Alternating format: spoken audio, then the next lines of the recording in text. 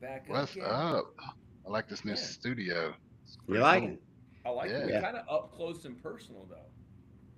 Like I feel like we should yeah. be like this. I feel like I'm on TikTok live. Like I mean, look at Big Dog with the no beard, man. What I happened? know. What's It's up? gone, man. It's gone. I'm in front of real people again.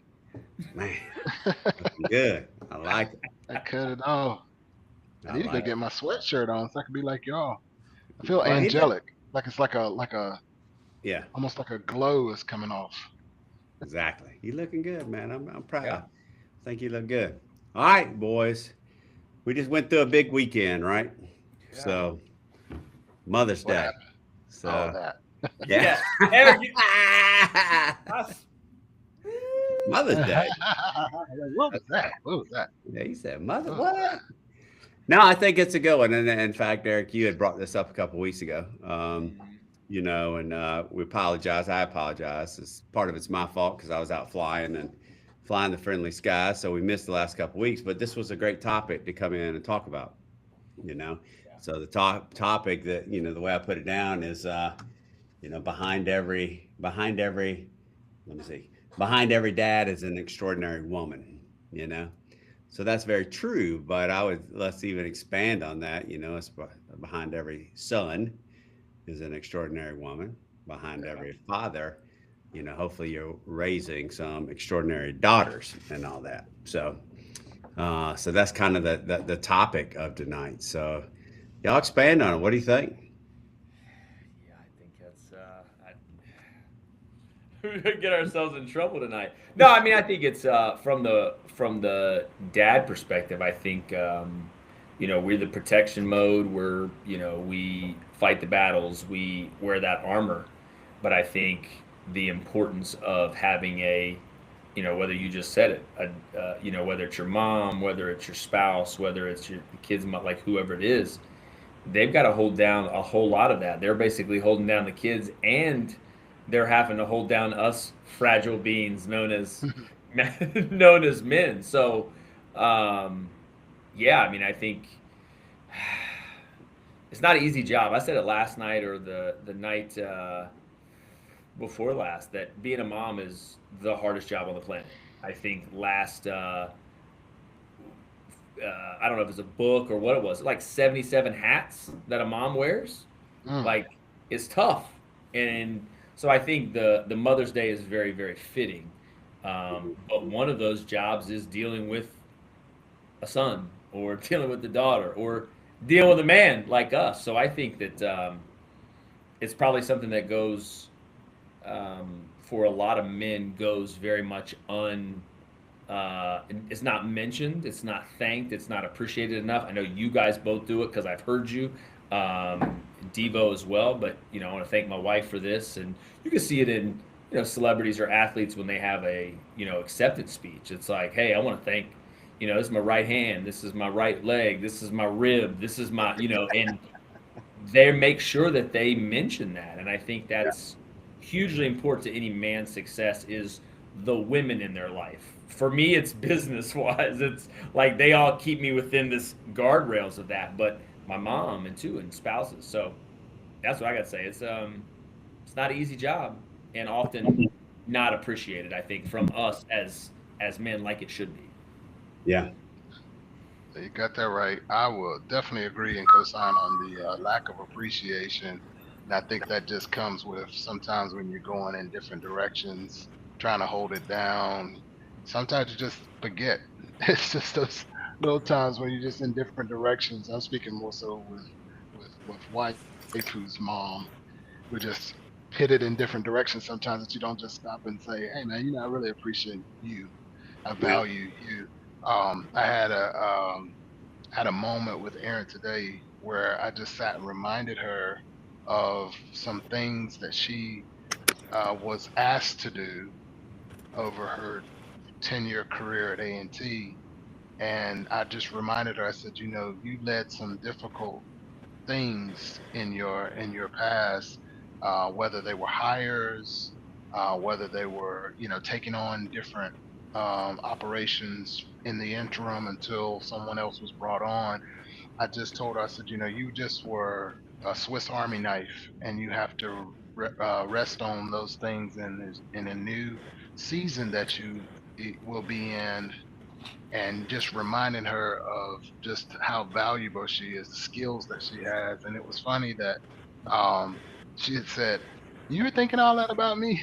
I was like, "Yeah, I was," because you needed to be reminded of how valuable you were, no matter how it ended. That when you had this new opportunity, those same skills will be applied into what you're doing.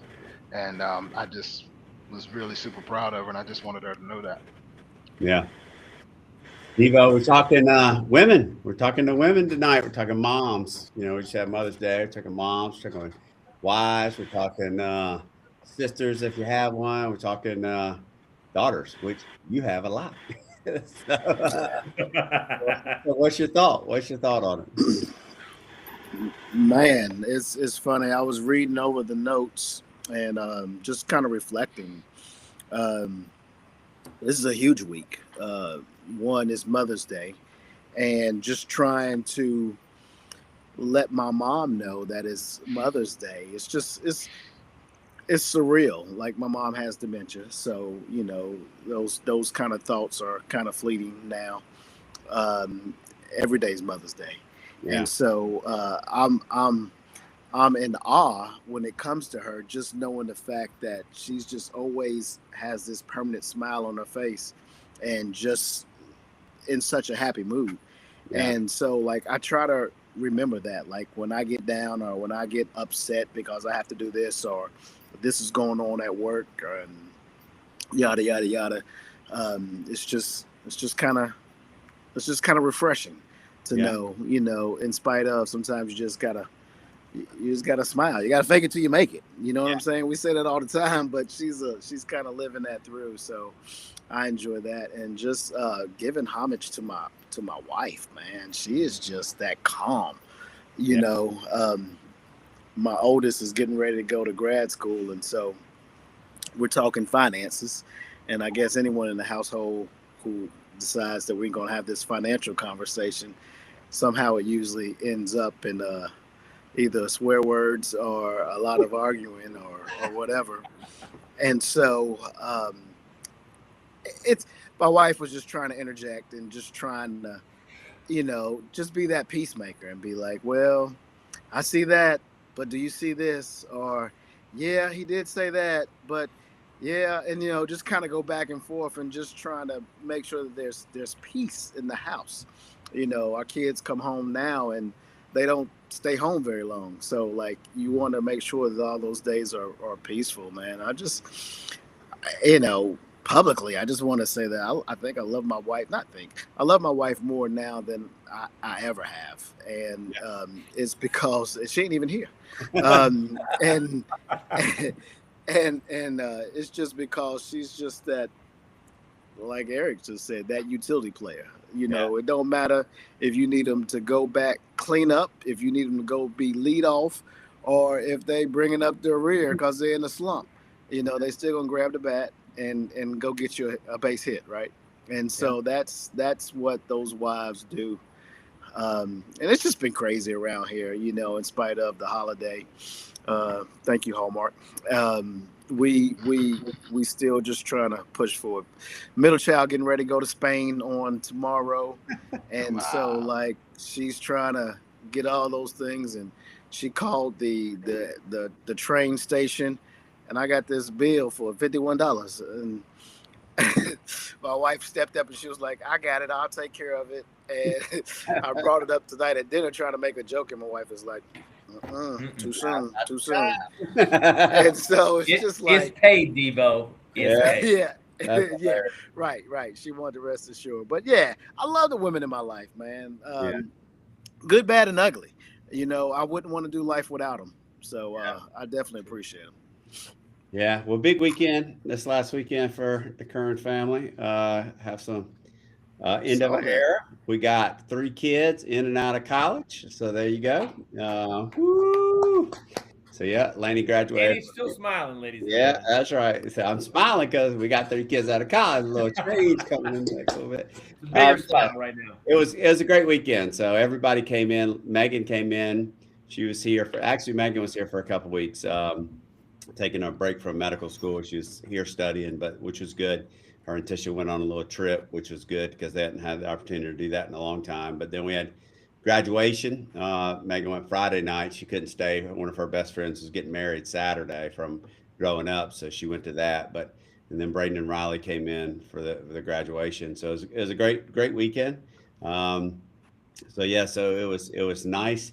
It's always nice to see just what you're talking about, Devo. It's always nice to see the moms when they get all the kids get to see all the kids. Oh yeah. I mean, it's like Yeah. it makes their life complete. And I guess we should all think about that when we're thinking about our mom, our moms, when they get to see us or, in my case, 2 brothers and all that. So it was great. It was a lot of fun. We're getting ready to send Lainey. Things have changed with Lainey. She's going to get her master's degree at Arizona State now. So she got called and asked if she'd come be a part of the English department at Arizona State for a 10-person cohort to get her master's degree. So that was pretty cool. So we're trying to figure out, like you said, it ain't free. It ain't free. I was getting ready to say you was getting ready to get a raise, but maybe not. Hey, it ain't on me, Big Maybe Daddy. break It even. ain't on me, Big Daddy. Well, Yeah. That's the card I tried to pull this weekend. My job was to get your undergrad. master's degree is not okay. But she's working on getting a job and everything, working through all that, a couple interviews and stuff to go out there and then get that. So I'm excited for next chapter in life, and we'll see where it goes. Your mom's everything. Your wife, I agree with you, Diva. Man, I love my wife more than I've ever. We have hit our stride together, and it's maybe we just know where we're at, know what's going on, and we're hit the stride. We're running, we're sprinting, and all that. And I know that's true, Matt, because when I was supposed to call you today, you was like, "Hold up, brother, I'm at the sub shop. I got to get my wife a sub." And it was 4 hours later. Like, "Hey, are you still at the sub shop?" Oh man, I didn't want to feel it. Like, Well, Turkey. I went to the sub shop. I came back from the sub shop and I had to get on with Lainey for a couple hours working through all the financial aid and working through job and all the stuff. Trying to get her as a in-state resident out there in Arizona and stuff, going through that process. Thank you for being a veteran. So that should happen in the state of Arizona. Just got some things to go through. But I got to see my mom yesterday unexpectedly. She lives in Washington State, so I was texting her about. I texted her Happy Mother's Day and was like, "Hey, when you get settled from church and all the things, like FaceTime me. I like to talk to you. Like once your 3-hour delay and all that stuff." Well, she texted me back at like 7 o'clock last night. She's like, "Hey, we're in Lynchburg and we're leaving on Friday." I'm like, "You here?" Like she's like, "We've been here for 3 weeks." I'm like, "You get her tomorrow?" Like one, why didn't I know? Like, is that on me? We're talking about appreciating women in our life. I'll take that since we're on the podcast. But after the show, I'm gonna blame her. But but I'll take that. But I'm like, hold on, like you're here. So Hudson and I, it actually worked out pretty cool because he has practice after school. Pouring down rain yesterday, so practice got canceled. So we were able to go and eat and spend some time with my mom and her husband, and then her husband's dad just passed 2 months ago, a month ago, I think. So they brought his mom, and she made me chocolate chip cookies because I told her one time 2 years ago that I loved her cookies. So she literally had my mom go to the store and make me cookies so that she could bring them for me and Hudson, which was pretty cool. So yeah, it was always good to see. Good to see that. So but like Devo said, I love the women in my life. Like they keep us in line. They keep us happy, miserable, sad, aggravated, but loved and appreciated all the time. So my news with my mom, my sister went to Miami for her birthday, and if you know anything about my sister Dana, she will go travel by herself for any reason. It doesn't matter. I was like, hey, are you doing anything after church? We'll come over there and hang out with you for your birthday. She said, I'm in Miami. You're like, well, like, So yes, cross that I'm off going the to the list. beach. Yeah. Cross that off the list. So she comes back and she texts me. She texts me on Friday. She's like, "Have you talked to mom?" I was like, "No, I haven't talked to her." And she goes into the whole spiel about, well, I FaceTime her and the side of her face was swollen, and she's like, and so I'm sitting there like, well, don't go looking for trouble. She's probably fine, you know. Just went through this whole spiel about why she's being evasive as to why her side of her lip is swollen. And I'm like, well, what are you thinking? I said, my dad ain't crazy. Like, I know there ain't nothing there. So, you know, she just kept trying to probe and why won't I call? Why don't you act like you're worried? I said, well, I don't go searching for trouble. If she's going to call me, she's going to tell me what's wrong, if anything. And so that didn't settle too well, but I decided to invite everybody over Sunday for a cookout. So I had mom over, my sister, Erin, obviously, and her mom. And so we all got together, dad, cousin, well, the boys and their cousins, and it was pretty cool. But mom sat us down, me and Dana, and she said, "Hey, so I need to tell you, reason why I was being evasive is I had surgery." And I told your dad not to tell y'all because of dealing with some things. And I was like, okay, well, what's the deal? Tell me if you know.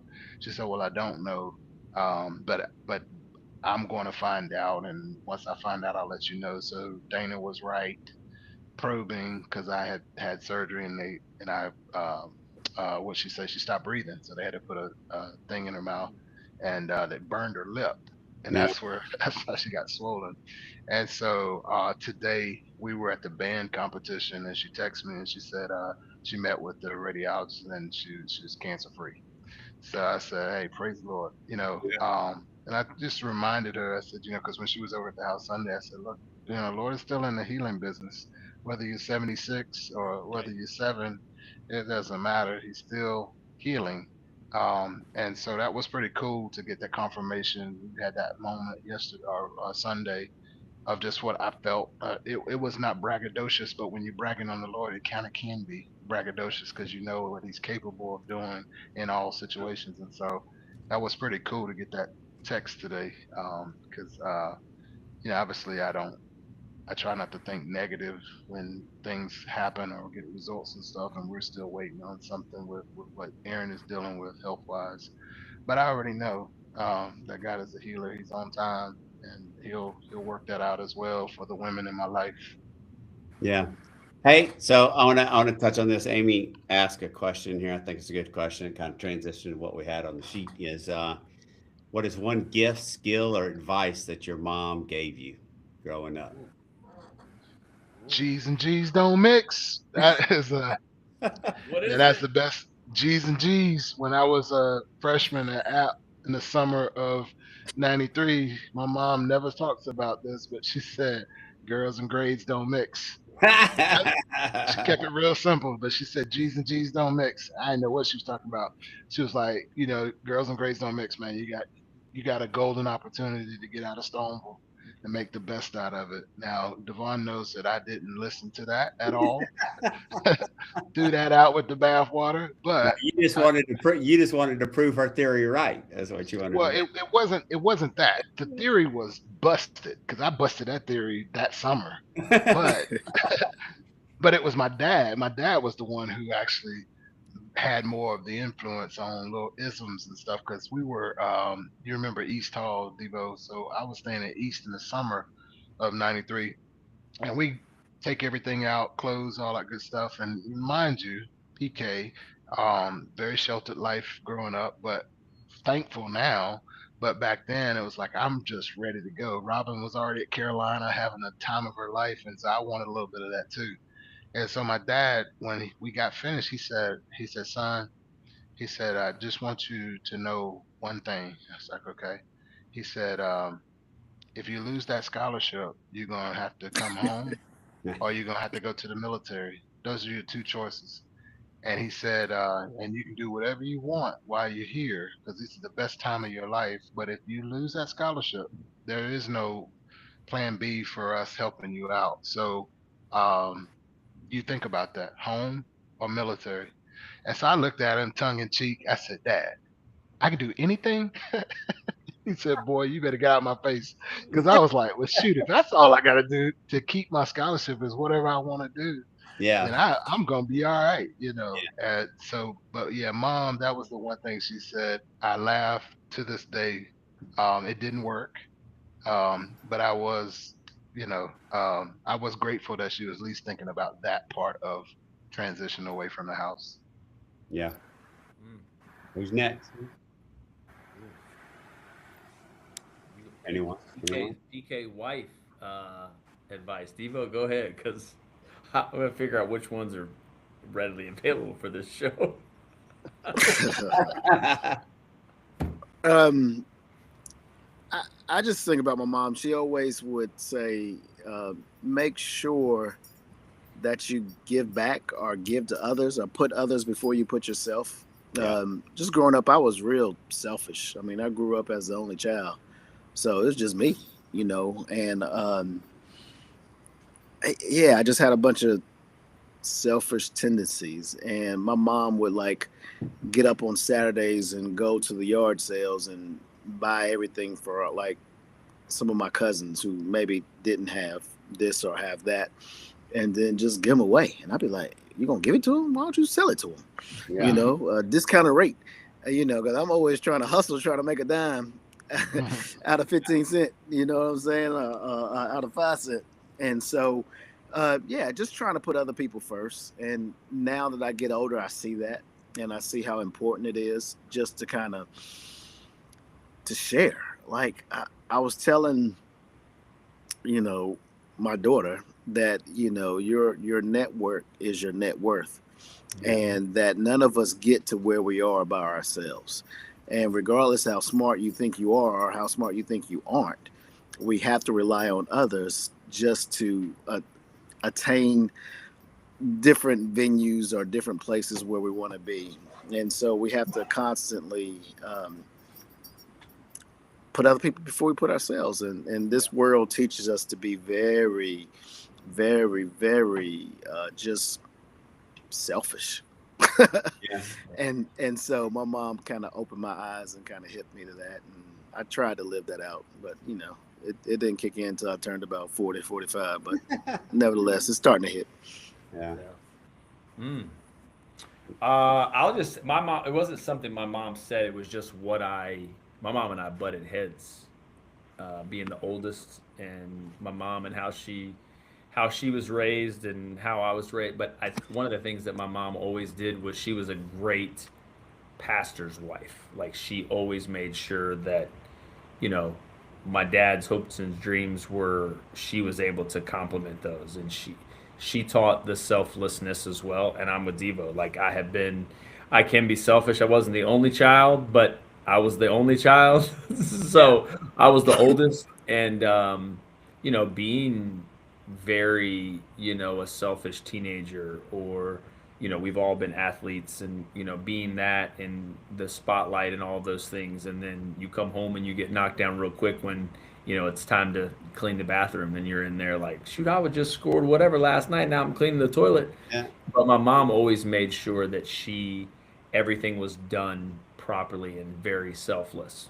Could she be selfish? Sure.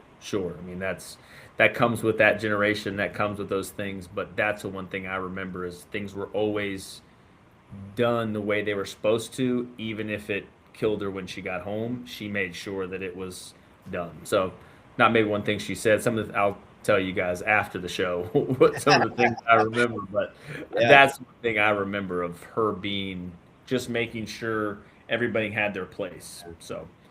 Yeah, I think with my mom, I give her like a credit for work ethic and entrepreneurship, and she was a true, her and my dad, but she was a businesswoman, and she worked hard. But they did everything from doing stuff with jewelry, sizing jewelry, and I would get in the car with her and go around to all the jewelry shops and stuff like that to pick it up, deliver it.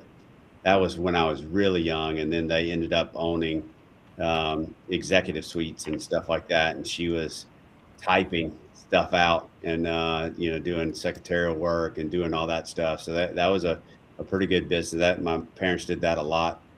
for many years, but she was the driving force behind that, you know.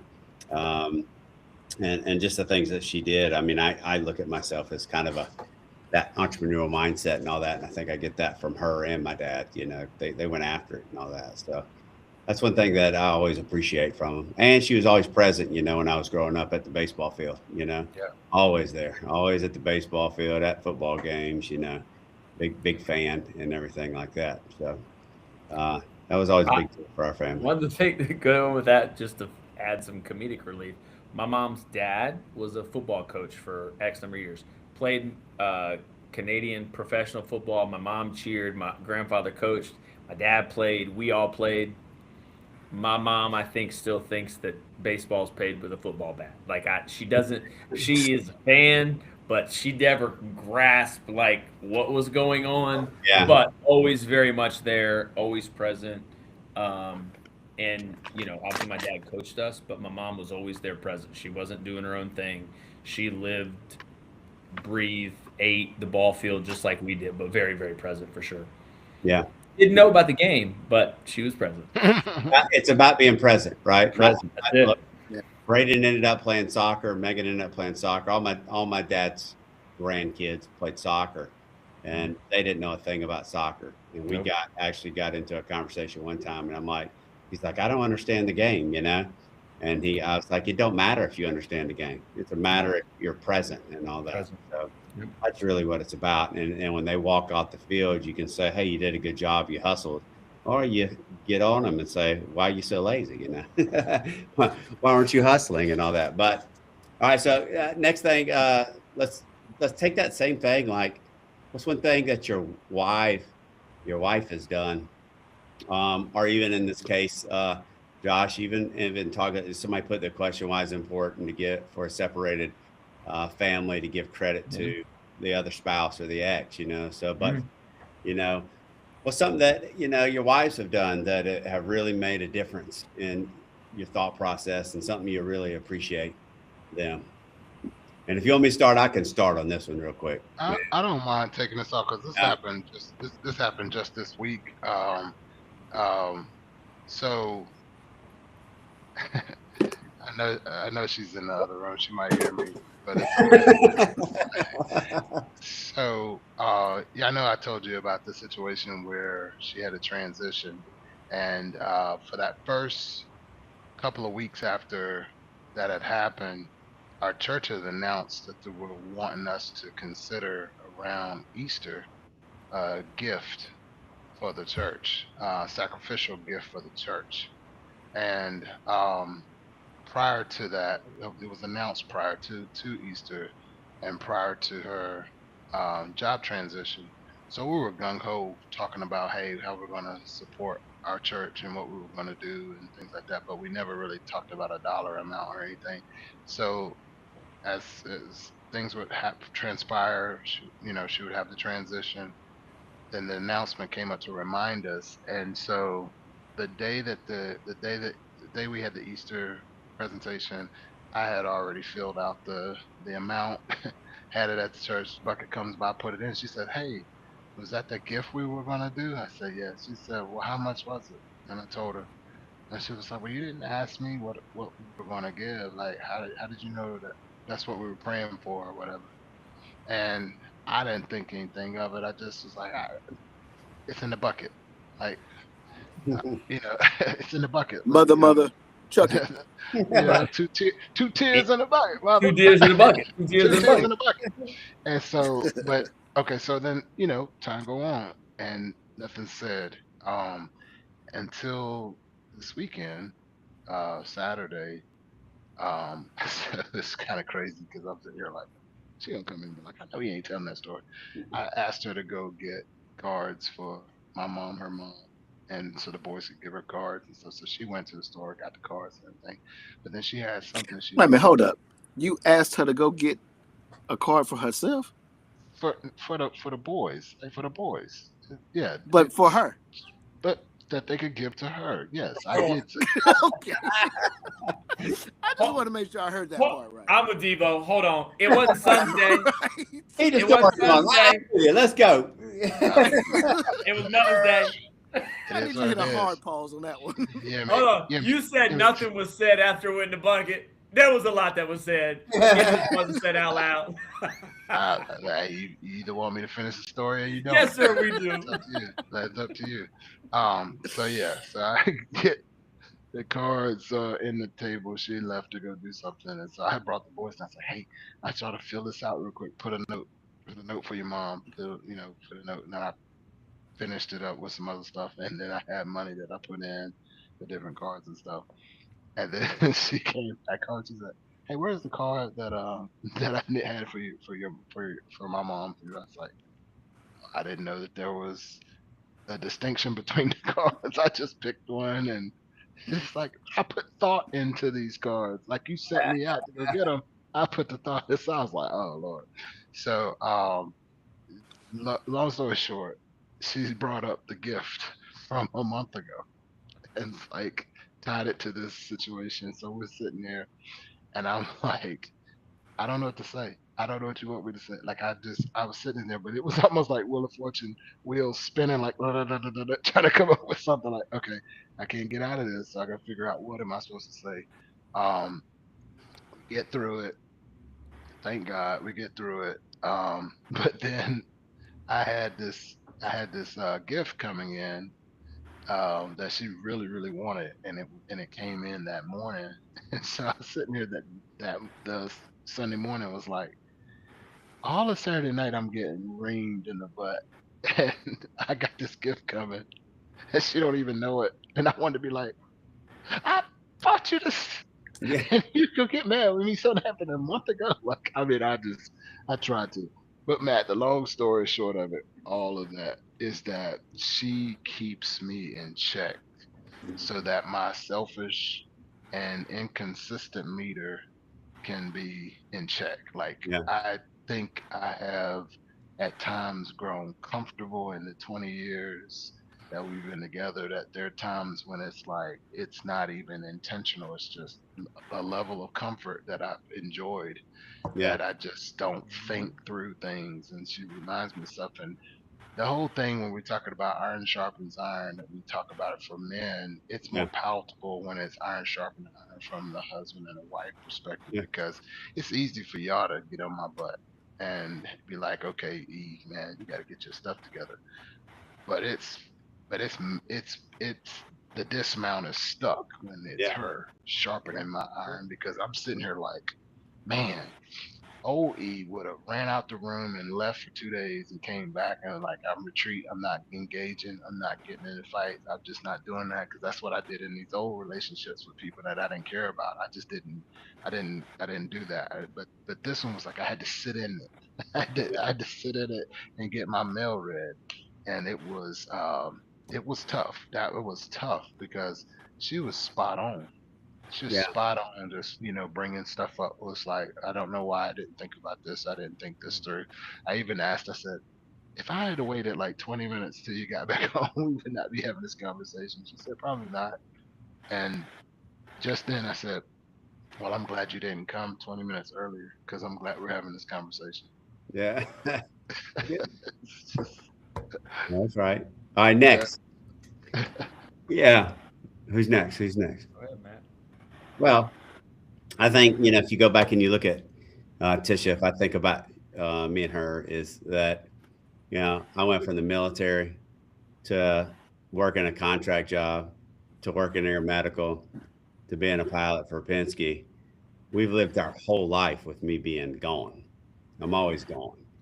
And let's go back to the military. When you're building that strong foundation of your young kids, I look back at how she handled that and how she did that. And then I look now at the success of my kids. Braden just got promoted. Megan's going into fourth year of medical school. Laney's going, to get her master's degree. That's her. She laid that foundation because she was able. When my kids got a little bit older, we didn't have to work through studying and study habits and time management because they got that all from her early on. It was nothing for them to come in and they sat right down at the table. If you want to go play, you can go play, but you're going to knock your homework out and all that early on. Well, then when you get into sports and all that and dancing later on, they still had to have those time management skills. And we weren't there holding their hands, but they still had to do it, you know? And I think that strong foundation that she laid as a mom was really, really important. And so I've never really worried about her, you know, when I'm gone because she's got it, you know. But the flip side of that, if anything's going to break at the house, if anything's going to go wrong at the house, it is always happens when I'm not there. Always, always. I get that phone call like, oh, this is going wrong and this is going wrong. Never happens when I'm home. But yeah, so kudos to her on that. That made a huge difference, I think, in our foundation of our family and all that. And I give her all the credit in the world, not me, you know. I've never talked to them about studying and all that because I've never had to, you know. Right. Yeah. So Devo. I feel like my situation is very similar. Just being in the military, being raised in Winston, coming from a selfish mindset. I was always that dude who was the hunter. You know what I'm saying? I figured my job is just to go out there, find the bear, drag him back 52 miles, yeah, and throw his ass on the grill, right? And then we all eat, and things copacetic, and let mama stay at home and take care of everything else. And that's we talking about a traditional role, and it's like I don't think like that, but that's the way that I live my life. And you know, one day she stuck her foot all the way up in my colon and was just like, look, like this is your dream. Like essentially you're being selfish. You know, you got a family. And she kept reminding me like your kids are the most important thing, which I always knew that they were. It wasn't a question that I doubted their importance or their relevance. It's just I figured that creating a better life or a life where you got $5.50 in the bank account was like doing something, and it's not. It's about creating memories. It's about sitting on the front stoop and you know eating ice cream and telling stupid dad jokes and just taking the time just to be and just smell the roses instead of always trying to plant the daggone roses. Yeah. Like just smell them, enjoy them for what they are, enjoy each day, enjoy the bumps and bruises, and then just try to make it work. And so that was the toughest lesson that she has taught me. Yeah. Mr. Professional Educator. She was just running school on me. And again, it was about 45 when I finally caught that and then started being proactive towards that mindset. But I think some of the damage was already done. I've allowed her to do, you know, the lead to go to the parent teacher conferences, you know, and sit at the dinner table and make the kids do their homework and all that type of stuff. And I look back on it and I think how sad that I wasn't more involved in that evolution process. But that's why she's so great. Yeah. That's right. Josh, what about you? Oh, From that man. standpoint that I asked the question from. Say it again. That from the standpoint of a spouse, ex, or Yeah, I mean, I think what I have learned from the ex, from my kid's mom, is you know being able to lift them up even when you don't want to. I think to the kids, in front of the kids, in front of their friends, it all gets back, right? I mean, they can see and sense the tension. I didn't always fake it the best. You know, I've got 20 and 16. I didn't always fake it the best. But I think just being able to be on the same page and give, maybe not on the same page, but give credit where it's due. Because I think you can disagree in the home just as much as you can disagree with the split home.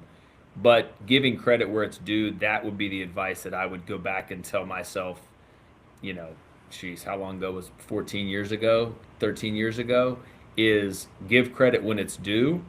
And then you don't have to shout the the disagreements. You can whisper those, and you can shout the credit. Would probably be what I would have made things different. I don't go back and regret any of the things and how I did it. Probably maybe the decisions that I didn't make, set the decisions that I did make.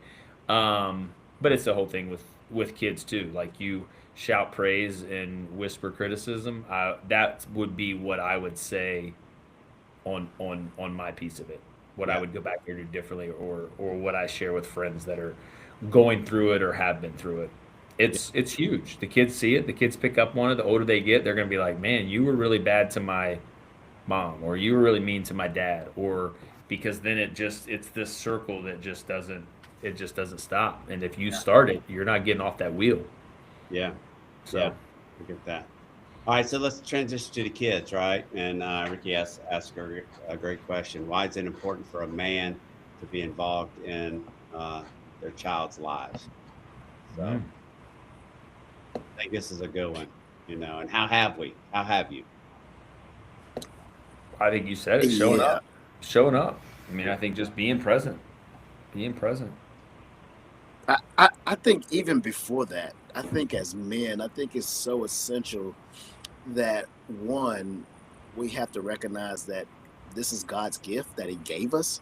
Like, I went I went out of town this week, and where I was, I saw this couple who had a child who was a paraplegic and was wheelchair bound, and probably, if I had to guess, probably was about 30, 25 to 30 years old.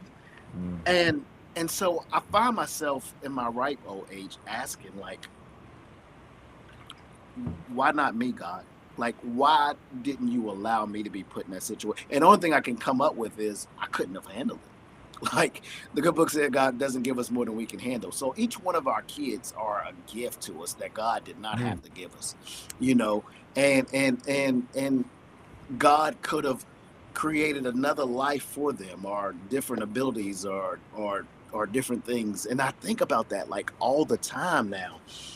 But He didn't. Like, He blessed me with this precious individual who's growing up, who's developing, who's thinking on their own and coming up with their own thoughts and their own biases, and you know whether they like the president or whether they don't like the president, and then creating arguments to why that is. Like, that is just awesome. That is just awesome to hear our kids become adults, humans. Mm. And while we were having this conversation, me and my child, about finances, she was like, well, I don't know how to do this. And I'm sitting here thinking, well, this is part of the process. Like you just don't all of a sudden wake up and have all the answers in life. Yeah. I mean, heck, I still don't have all the answers in life, right? But I have a lot more than when I was 22. But it's a process that we begin to develop and pour in to our kids, man. And again, I just like a gift that you get to put your name on, that you get to put your imprint on, that you get to develop. That's going to follow your footsteps, the good, the bad, and the ugly, right? Yeah. And so, like,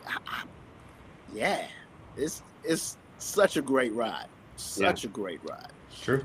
Most times. Exactly.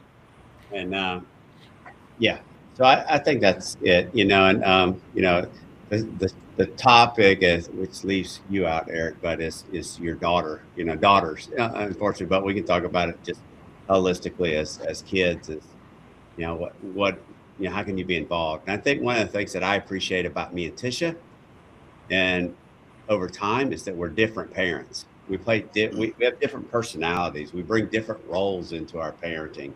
And we've learned how to complement that, when my parents, I'm not my parents, my kids need, my girls go to Tisha all the time.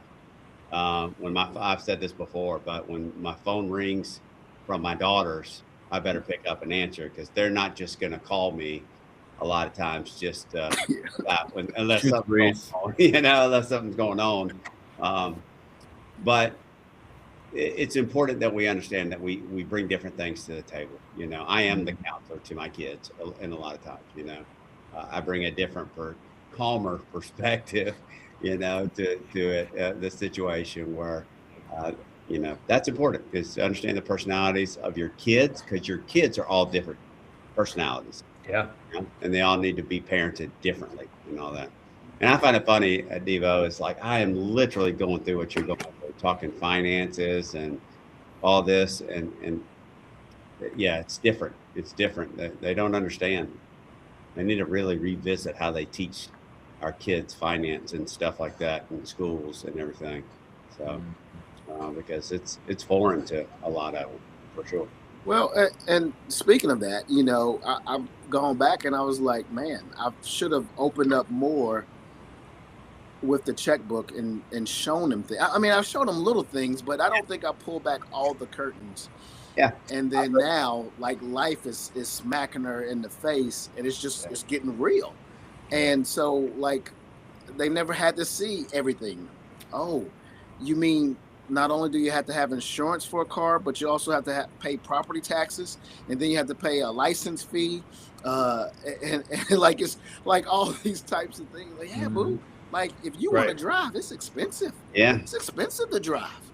Yeah. And so, like, I don't know, man. Like, some of that stuff I think has those to layers sit. of Some of that stuff has to sit, though. I think, like, behind Yeah. the curtain until it gets sure. there. That's what you're saying. But like once it opens, I think where you guys are, it's like it all gets open. You're like, man, why didn't I? But I think we have to look at, you know, moms, dads, whatever. Some of that stuff is just not, you know, our parents didn't do it. And is it on that line of should we, or is that too much? Is it going to overwhelm them? Because they obviously have way more stuff coming at them than we did, and our parents didn't do it. You know, I didn't talk about money with my parents at all, other than no, go get a job. Like, that was the money conversation with my dad. It's like, hey, can I get some money? Like, no, you can get a job or you can go mow the grass.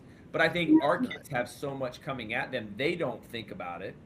And we don't think about it because life is so busy. But when they do, then all of a sudden it's like, all right, well, man, I should have done this. But would they have been able to comprehend it then? They're not able to comprehend it now when they need it. They probably couldn't have comprehended it then either. I was telling the other day that when I was in my farmer's agency, I had a guy come in from the military and came in to pay his auto insurance or something. He didn't have it auto drafted. And I was like, all right, so it's going to be this amount. And I remember him grabbing his wallet or his whatever he had with him and opened his checkbook out and signed the bottom of the check. He's like, I sign here, right? And I'm like, yeah. And then I went to do something, and I tried, and he had given it to me. And I'm like, he goes, can you help me fill this out? I'm like, I sure can. Josh Griffin. Josh Griffin, like, we're not paying this to farmers, but it shows you, like, you're able to serve our country. You're able to drink alcohol. You're able to smoke cigarettes. You're able to go wherever you want, drive, do all those things, but you didn't learn how to write a check. Yeah. And who does that fall on? Yeah. Or is that, you know, obviously checks now, some of it are foreign, some of us still use checks, but I think it just, if you don't cross that, right, I was gonna say I do too, but I think if you don't cross that bridge or they don't cross the bridge, it's like, all right, well, when they need to learn it, you know, we'll give it to you then, because Lord have mercy. You give some of these kids like all the stuff they need and they're gonna be like, bruh, I can't. Well, Mr. Belvedere over here in some right, Mr. Belvedere. 3 weeks ago, we actually started financial literacy Saturdays with the boys, and it was funny. Our first session we did, actually Aaron participated too. I gave them all sheets of paper, had them put a line, cross a line, and I put on there what their needs, what their wants are, and we talked about values around money, things they value, and it was really interesting. I thought it would be like airplane over the head, but it was so interesting to hear them talk about the difference between the things they really needed and the things that they wanted, and then the purpose behind those things. We had them switch papers on the needs and wants, and I had the boys check, hey, is that a need? But you check your brother's paper, or is it a want? So they were in their mind saying that ain't a need, that's a want. And they would check it or circle it and have to explain it. It was almost like grading tests and I stuff. need that But PlayStation. but we had a lot of fun on there, and it was like when we finished, it was only like 30-40 minutes, but when we finished, they were like, can we do this again? Can we do this? And I said, no, we're going to do these types of things because I want y'all to start to understand in small doses when we tell you we're not doing Robux or V-Bucks for Fortnite. I'm not paying a billionaire all this money for these little articles that you put on your avatar and you're making this person rich.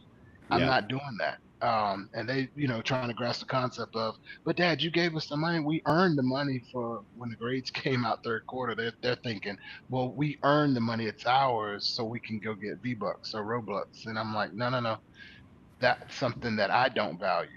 And I'm not going to give a billionaire money on some game that you're gonna not play next week or whatever. We're gonna find other things to build our values on.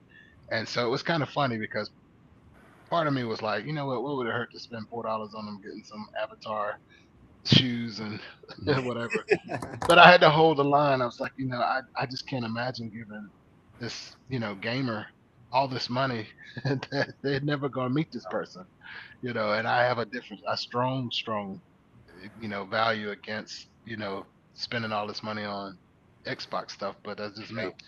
But it was fun that we went through that process. It didn't go over their head. They saw value in it, and it caused them to question. So when they do want to spend some money, they're like, "Dad, is this gonna make somebody else rich?" It's so funny how they Yeah. is this gonna Listen, make somebody else rich? I make Jordan rich. Well, yeah, that's what I couple was saying. times a I've month. had to start talking to Josh. Josh, we are not going to give Michael Jordan money. We are not giving Michael Jordan money. Listen, We are I not- think I just bought MJ his new yacht. I think. It's just it's good. I think that's. I great. think that's different on clothing and things like that. But when it comes to video games, Yeah, that it is. person- When You you have ain't seen my closet. 20 plus, 25 pairs of Jordans, you got to slow down. Yes. Life's looking at you going, really? It's the value. I think it's the value. It's just the value. When you got to get your Jordans sent to Josh so he can deliver them to you, so they don't show up on the front porch. You got a problem. If Tish is listening, Tish, it was one time. Yeah, it was one time. We only did it one time. That's But right. yeah, no, it's good. I agree with you, Eric. I think it's Value of money and the value. I mean, my mom was not the money person growing up. My dad was. So my dads teach that part, but some moms do it too. It's weird to me that women hold the pocketbook, but dads control in most situations, like how to do the finances, and some dads aren't good at it, and some moms are good at it and they just can't. Maybe that's a different generation. I think now that we're all getting figured out, like, hey, if you can do this better than me, please take it because it's off my plate. But yeah, one of the things my mom did, and my dad didn't even know she was doing it, but she would pay the bills, sometimes because he was traveling a lot and working hard. But all of a sudden, he looked up, and their house was paid for, and he kept adding to it and doubled down on some stuff, and and that was to him that was one of the better things that she ever did. Yeah. Is the house paid for, and it was a good thing. So, but That's what's up. Hey, real quick, there's a question in the chat that Yeah. I've just been reading for the last 5 minutes, and I've gone back and forth probably 3 times on this statement real quick. And the question, it just stems around, I guess it's kind of 2 parts. The first part is, what advice do you give to a spouse or a person, an individual who's struggling parenting a young male? yeah, One, and then E, you maybe can kind of chime in there, but also the second part is the one that's really kind of getting me. What if they're not actively involved? There's no credit to be given. It's not about credit, it's about parenting. One fails and the other picks up the slack. And I don't know, like, first blush, I'm like, ooh, that's a slippery slope. Yeah. You know, I just, regardless. Well, and maybe not. And Josh, you probably need to Mhm. be the one leading off on this one, Mm. just because you're so wise. I know what you meant. But I'm struggling. Like I tell myself, like one thing I try to do, I try to never speak ill Yeah. of the person who helped me create this being. I just think that's well, and I want to say regardless of what they've done, but I know there's gonna be some situation somebody's gonna hit me upside the head with, and I'd be like, oh yeah, I I would have think got his ass too, right? I think what And you're saying, yeah, is yeah. It's a you. I think the tough part for me, just because I'm so wise in this part, is when situations come up, whether it's seeing the kids or picking up the slack or finances or whatever it is, and I've been through all of those, is when the situation doesn't go for me. If the situation didn't get handled the way I would have handled it, then that's negative to me, and I have an issue now. Does that make sense? Like if yeah, my heart's not, our hearts aren't the same. I would have handled that differently. So now that you're in a situation, you're the mom and you handled it like that, that isn't how you should have handled it. Maybe it should be, but that's not the way I would have. So I'm like, yeah, that's wrong. She messed up, she did this, whatever, or he messed up and he did this. But I think there's situations where the dad, obviously we get that, the deadbeat dad. I know there's deadbeat moms, but dads, we get that. We're majority of that does that. But just not showing up. And I think what Amy's trying to say is, the mom in that situation has to pick up that slack Yeah. of, yes, it sucks. And you have to get to a point in parenting when the kids are old enough where they're starting to figure it out. And then what do you do? Yeah. Like, I want to yeah, jump. yeah, go ahead, Matt. I want to jump on just what you just said, obviously, because I saw Amy, you did a post the other day, and your son's, going into high school now, right? And he's hitting that age where now he's becoming a young man. And I was thinking about it actually when you did that, when I saw the post and all that. And yeah, unfortunately, you have to play two roles in your situation, and I think it's also now you're getting into a situation where you got to be open and honest with him. And unfortunately, if the spouse is not around, he's not doing his part, there's nothing you can do about it. You can't force it anymore, but you also got to be a positive role model and a positive factor in your son's life, and just shoot straight with him. And hopefully he's entering that age where he's hitting that age where he can, start to mature in becoming a man. And I'm not saying you apologize for the father not being around, but unfortunately, it's the reality of what it is. And you just try to fill that gap as much as you possibly can. And it's a tough thing, Devo. It's really, really tough because, how do you answer that? And it's something, you can talk about empathy and sympathy. I mean, I don't know. It's a tough situation to be in, but I would say, start holding your son accountable Yeah. in a way of being a man. And that's a hard thing to do, because you also feel bad for him at the same time that he's had to go through that. Tisha, I've said to y'all on this show before, is like in the hospital and all that, a lot of the people that come into the hospital, a lot of the kids that are struggling, the dad's not around, and that's a fact. It's never the mom not around. It's the dad's not around.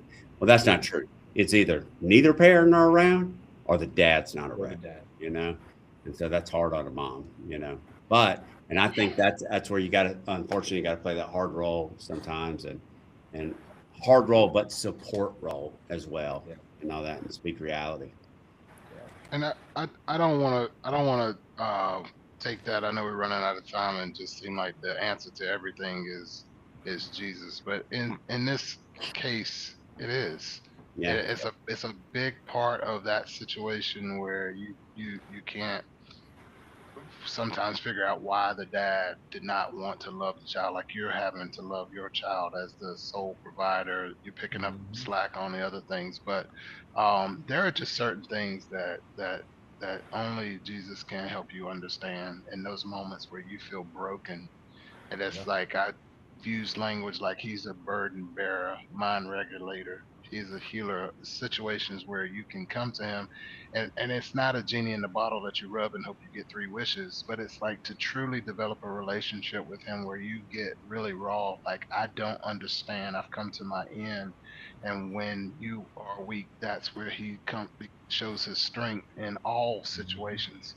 And when there's times when it's like I don't know what else to do, he's the manual. He created the manual, the blueprint, the handbook, how to get a car. You got the owner's manual in there. We got the Bible. It's our owner's manual, and he wants to have a relationship with us. And so, if I were offering advice, I would start with that personal walk with Christ and being able to lean on him for direction because he created your son and he created the end. He knows the ending from the beginning, and the greatest gift your son's going to have is establish a relationship with Jesus, period.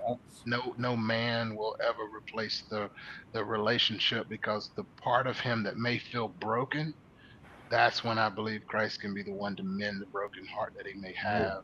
The days that he may not want to tell you how he feels, if he's established in a relationship with Jesus, he can talk to him directly like he's his own boy and have a conversation about his broken heart and how to heal his broken heart. And so, Amy, that's the only thing I can think of in a situation like this, is just you have to kind of hand the rock over to the rock and let him carry that burden and bear that burden, because that is truly what he wants to do, is carry the burden.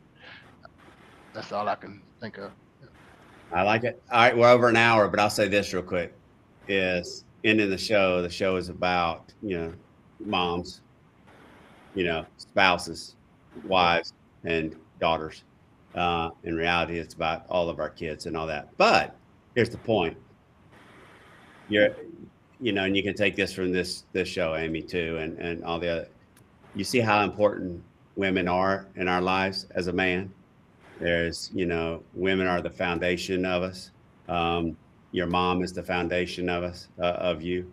And Amy, you're the foundation of your son, and you will see that for the rest of your life. And I think that's the biggest takeaway from this, is that in this show is, we would not be the men that we are if it wasn't for our moms, spouses, our girlfriends, our daughters, our sons, everybody that surround us. That's the key. As well as, Eric, to your point, our faith in Jesus Christ, and that's important too. So, all right, boys, good to be back. Let's keep going. All right. We'll see y'all. Thanks for being on, and we'll see you next week.